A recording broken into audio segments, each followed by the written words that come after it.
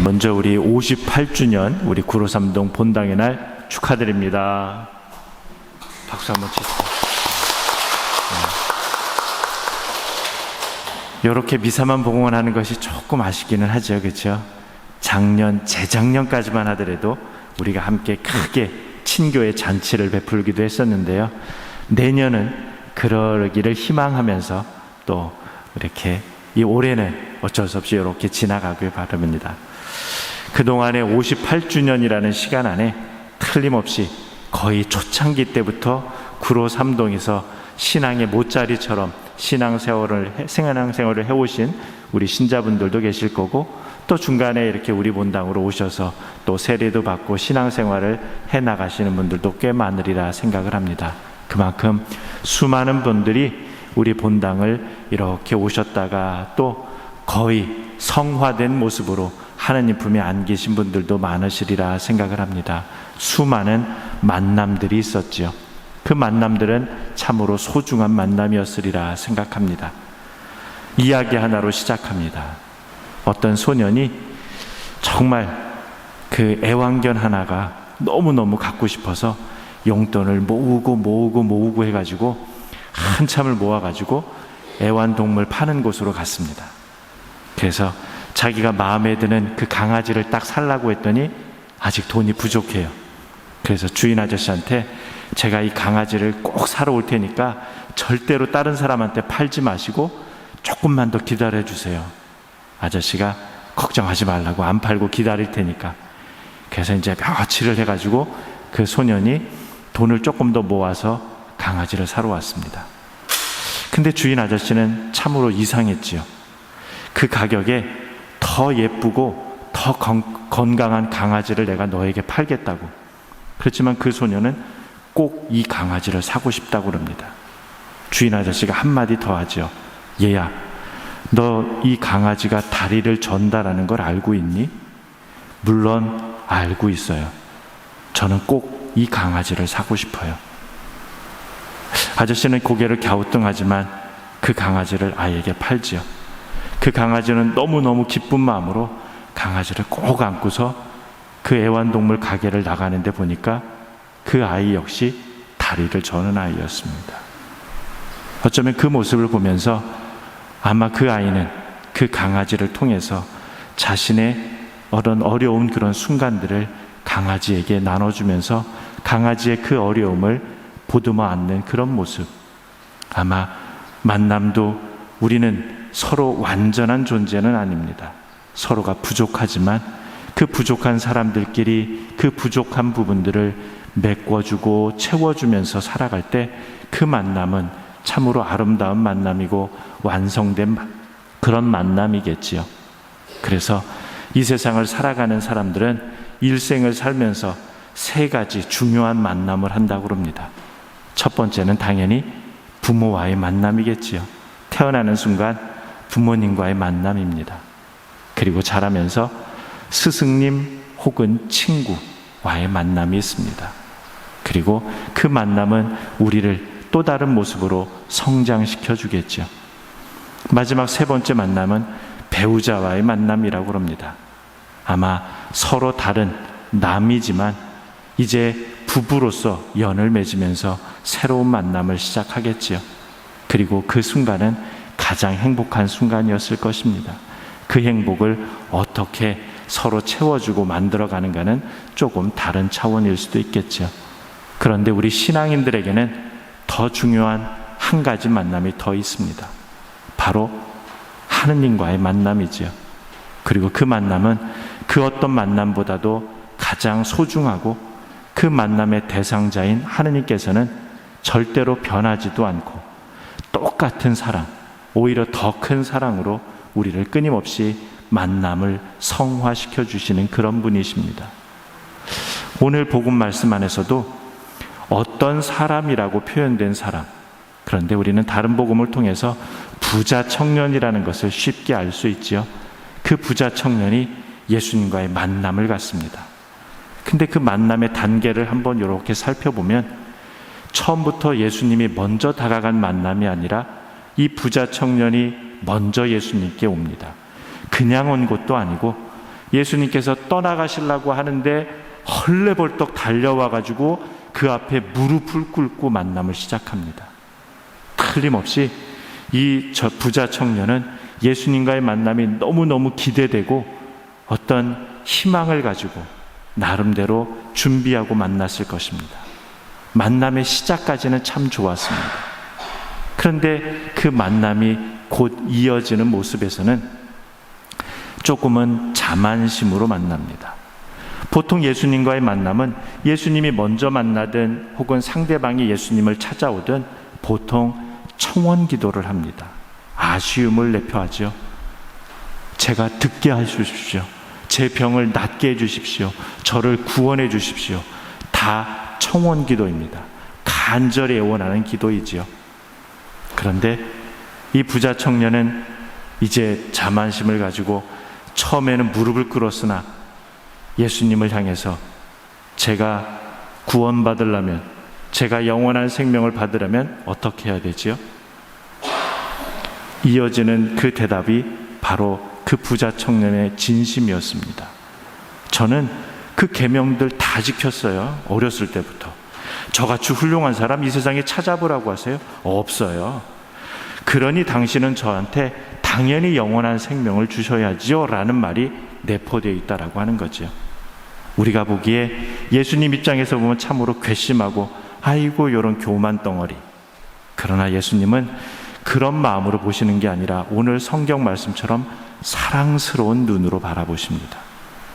어쩌면 우리 역시 때때로 하느님과 마치 내가 기도도 열심히 하고 나름대로 신앙생활을 충실히 하니까 당신께서 저에게 당연히 은총을 베풀어 주셔야지라고 꼭 고개를 빳빳이는 안 들어도 내 마음의 고개는 어쩌면 그렇게 빳빳이 들고서 예수님을 이렇게 바라보면서 그렇게 말하는 것은 아닌가 생각해 봅니다. 그런데 바로 이 부자 청년에게는 부족한 부분이 두 가지가 있었죠.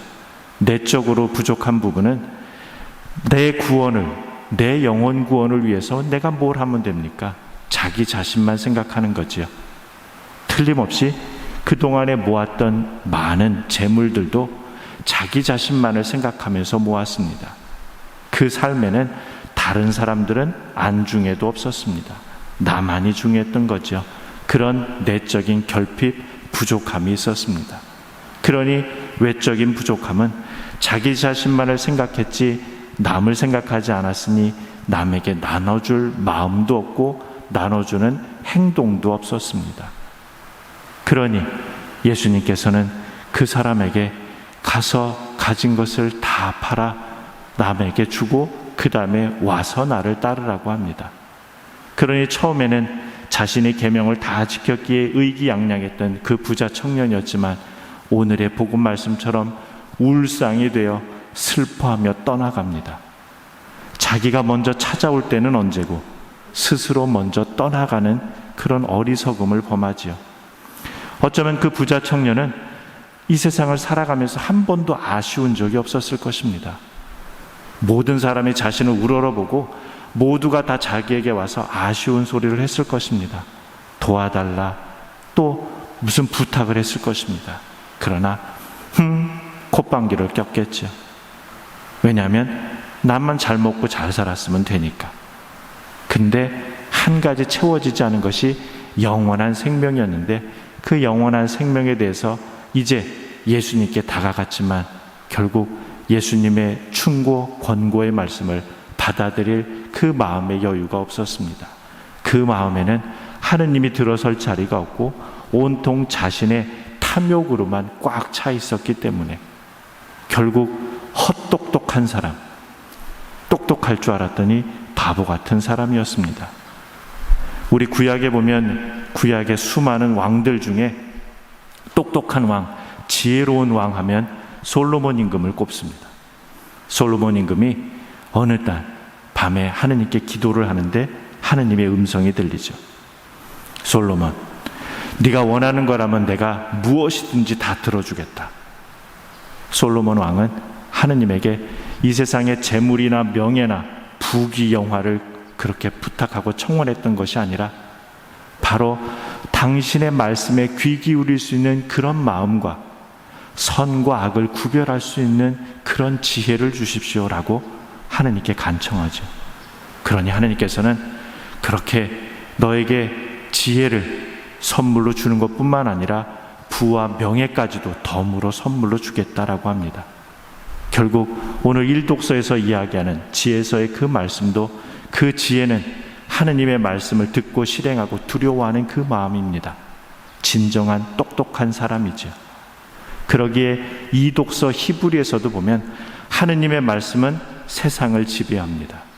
우리의 속마음까지 다 알아보시기에 우리가 하느님 앞에서 똑똑한 척하지만 오늘 복음 말씀처럼 부자 청년처럼 헛똑똑해서는 하느님 앞에 다 송두리째 발가벗겨진 상태인 것처럼 아무것도 남는 게 없는 거라고 하는 거죠. 그러기에 오늘 이 부자 청년의 예수님과의 만남을 통해 우리는 과연 예수님과 어떤 만남을 하고 있는가? 바로 이어서 제자들이 예수님과 또 다른 만남을 하고 있습니다. 그런데 제자들 역시 부자 청년의 그 마음과 아직은 반반인 상태입니다.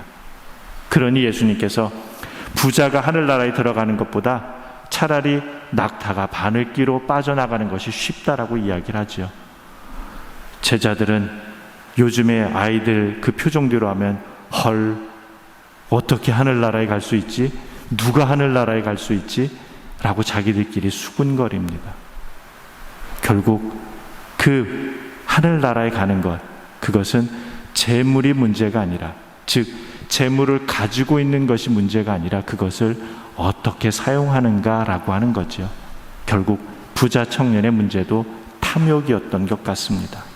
그 탐욕을 내려놓을 수 있을 때, 결국 내가 가진 것을 나누어 줄 수 있을 때, 나 역시 부족한 부분이 있음을 인정하고 상대방의 부족한 부분이 있다면 그것만 휘집고 그것을 끊임없이 비평하고 불만만 하는 것이 아니라 또 다른 모습으로 채워줄 마음이 있을 때 나도 상대방도 함께 영원한 생명을 얻을 수 있는 거겠죠. 그러기에 바로 오늘 우리가 본당 58주년을 맞이하는 우리 본당의 주보성인 프란치스코 살레시오 성인께서 한평생을 하느님께서 나에게 원하시는 뜻이 무엇인가, 즉 하느님의 뜻을 끊임없이 찾고자 일생을 사셨고 그 일생 동안 하느님의 뜻을 당신이 사목하는 그 사목토의 신자들을 위해서 고스란히 다 내어주고 나누어 주셨던 그런 성인입니다. 프란치스코 살레시오 성인의 영향을 많이 받은 살레시오의 창립자인 돈보스코 성인, 당신 역시 하느님께서 당신에게 맡겨주신 가난한 청소년들을 위해서 본인도 가난하지만 모든 것을 다, 자신의 생명까지 다 내어주었던 그런 성인이었습니다. 아빌라의 데레사 성녀, 하느님 외에는 아무것도 필요 없다고, 하느님이면 전부 다라고 하면서 고백하면서 일생을 사셨죠. 바실리오 성인은 우리가 갖고 있는 부, 재화는 마치 우물에서 물이 솟아나는 것처럼 그 우물물을 계속 퍼가는 것과 똑같다고 그렇습니다. 왜냐? 그 우물을 퍼가지 않으면 그 우물은 고여서 썩어버리니까. 결국 우리가 갖고 있는 정신적이든 물질적인 재화는 나눌수록 더 커진다라는 얘기죠. 우리 모두는 다 부족한 부분이 있습니다. 완전한 사람은 하느님, 예수님 외에는 없습니다. 결국 우리는 완전하기 때문에 예수님을 따르는 것이 아니라 부족한 부분이 있기에 그 부족한 부분을 그분께서 채워주시리라 믿고 따르며 완성을 향해서 나아가는 여정이겠지요. 우리 본당 구로삼동 성당 역시 58주년 동안 수많은 신자분들이 이 본당에서 신앙생활을 통해서 성화의 길을 걸어갔습니다. 그러나 그 어떤 분도 시작할 때부터 완전하신 분은 없었을 것입니다.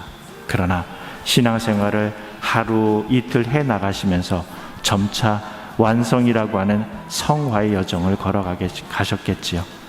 58주년을 맞이한 오늘의 우리 구로삼동 신자분들 모두도 한 걸음씩 더 성화, 그래서 하느님의 사랑 안에 잠길 수 있는 우리 신자분들이 되시도록 기도하겠습니다.